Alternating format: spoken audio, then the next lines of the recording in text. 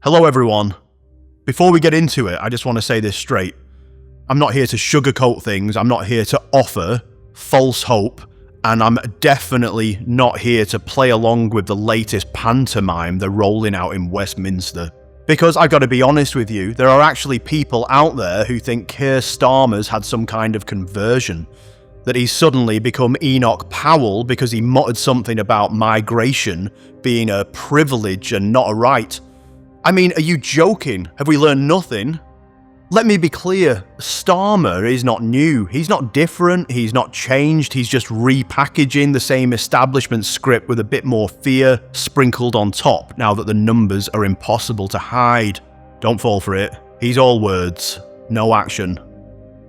And what's worse, he knows you're desperate enough to want to believe it. I was born in the 1980s. And I've watched this lie unfold my entire life. We were told mass migration was temporary, just a few workers. We were told they'd integrate, they didn't. We were told it'd stop. It accelerated. We were told the Iraq war was about weapons of mass destruction. There were none. We were told multiculturalism would strengthen us.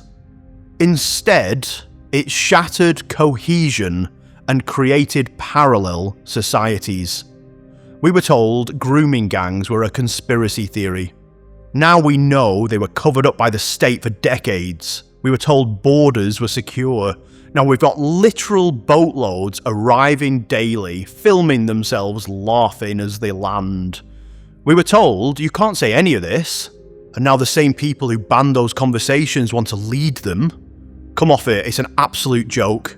While Starmer's out there doing his best Enoch Powell impression, talking about migration being a privilege, talking about control and British values, here's what's actually happening right now. He's still pushing plans to let prisoners out after serving just a third of the sentences. You heard that right? Commit a crime, behave for a bit, and you're back on the streets. Apparently because the country's full, the system is bursting, and rather than deal with the cause, they're letting criminals go. At the same time, you've got boatloads of men flooding into the country, filming themselves as they come across the channel, laughing because they know the rules are on their side. Once they hit our shores, they get everything. No ID checks, no accountability, just hotel rooms, lawyers, and endless appeals. And now, even the whales are sick of it. According to a report from Spain, pods of orcas have started ramming migrant boats in the Med. Scientists are baffled. And Starmer, while he's pretending to sound tough, he's caving behind the scenes. He's already bending to EU fishing demands, offering up British waters like they're just bargaining chips in a Brussels backroom deal. This is the same guy who wanted to reverse Brexit not long ago. And now we're meant to believe he's defending our sovereignty.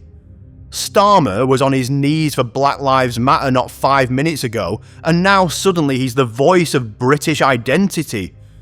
It's ridiculous. Ordinary people have been arrested, fined, or had their bank accounts frozen for saying less than what he just said this week, and yet somehow it's fine when he says it. This is the double standard we live under. One rule for the elites, another for everyone else.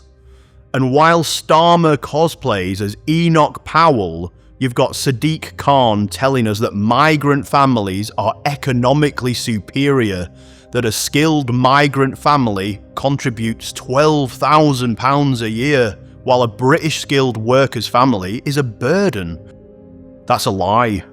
He's ignoring the full picture, the housing crisis, NHS strain, benefit fraud, criminal stats, and education collapse. The actual data shows over half of migrants are not net contributors at all, especially when you factor in dependence.